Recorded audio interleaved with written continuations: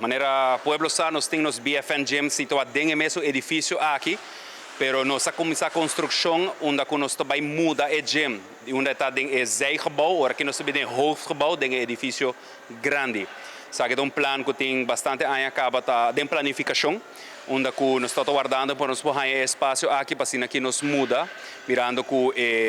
gym que nós temos agora aqui tem certo momento não está muito chiquito, apesar de estar 1000 metros quadrados acaba. Atualmente nós estamos trabalhando riba espaço novo aqui, onde nós também tem alrededor de 3000 metros de gym, onde nós também oferecer mescos atualmente espaço de fitness. Nós também temos clube de lo qual trata deporte de força, como weightlifting, powerlifting, strongman e claramente nos box de crossfit. Además de aqui também nós temos BFN Smoothie and Nutrition, onde nós também vendemos suplementos, fora que nós oferecemos diferentes coisas de comer, maneira smoothies e protein waffles.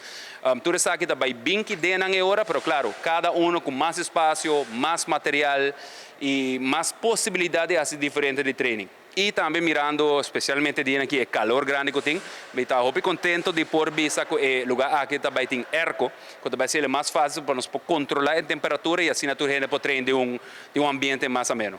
Claramente também tem hopi material novo que queria, por exemplo, de 2 pisos nós temos hopi armar que acaba, nós temos container na caminha e nós temos material dentro do gym atual também, que vai vir dentro do gym aqui, nós temos que bayendo 3 viajes space atual que nós temos, mas seguro nós também logramos aqui e para dia a dia abertura nós também fazemos evento hopi grande para invitar o povo completo.